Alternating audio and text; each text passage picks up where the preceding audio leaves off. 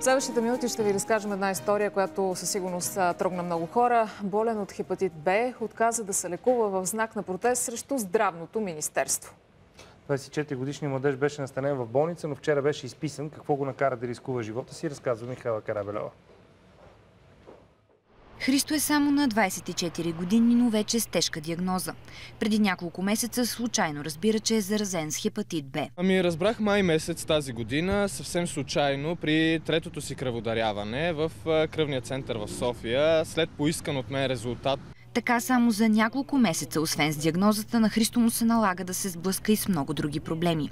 Единият от тях е слабата информираност на хората. За съжаление обаче хората, чувайки хепатит, независимо коя е буквата следваща след въпросната дума, те се плашат и си мислят, че при един допир или при един контакт, при използване на общи прибори и така нататък могат да се заразят по някакъв начин. Много хора крият самия си статус и не само за хепатит, но и за ХИВ и го крият точно по тази причина, че хората не са готови. За всичко това Христо обвинява Здравното министерство.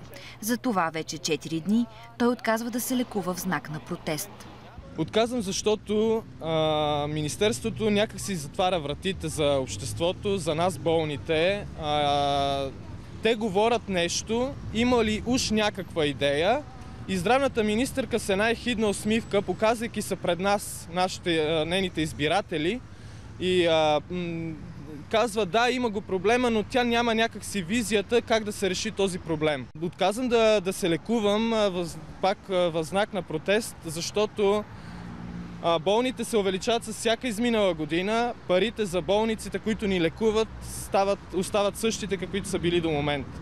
На нас и се налага да обикаляме на всеки 3 месеца, да разнасяме една документация от болницата, която ни лекува, до РЗИ-тата по местоживеене, след което отиваме в здравната каса. Отново започва същата процедура и това е едно лутане. На въпроса заслужава ли си да жертва живота си, Христо отговори така. Да, знам какво ми коства. Надявам се Здравното министерство да излязат с официално становище, а не да мълчат и да се крият. Нелогично е. Един министър, когато застава и оглавява това министерство и не само това, когато има проблем, той трябва да излезе и да се срещне с този проблем, а не да се крие и да търси задните входове. Потърсихме Министерството за коментар. Оттам ни обясниха, че са се самосезирали по случая на Христо преди няколко месеца. В отговор на сегашните му искания от Министерството обясниха, че е изготвен национален план за профилактика, скрининг и лечение на вирусен хепатит, който предстои да бъде гласуван и да влезе в сила след няколко месеца. Христо обаче е категоричен, че няма да възстанови лечението си, докато не види някаква промяна. Не знае колко време ще издържи без нужните му медикаменти. Никой не може да се ангажира да ми каже с спирането на тези лекарства, ти ще изкараш една седмица, 10 дена, месец, година. Никой не може да каже, но има опасността от бързо развиване на самия вирус и съответно до развитие на чернодробна цироза, което за мен ще бъде фатално. И надявам се Здравното министерство и Здравната каса да не чакат този момент и да се налага така, че на момента, в който аз съм паднал на една улица, да се събират камъни и плакати с моя облик. А преди да си тръгне, Христо не скри, че тази саможертва е в името на още 600 000 души, които са с подобно заболяване.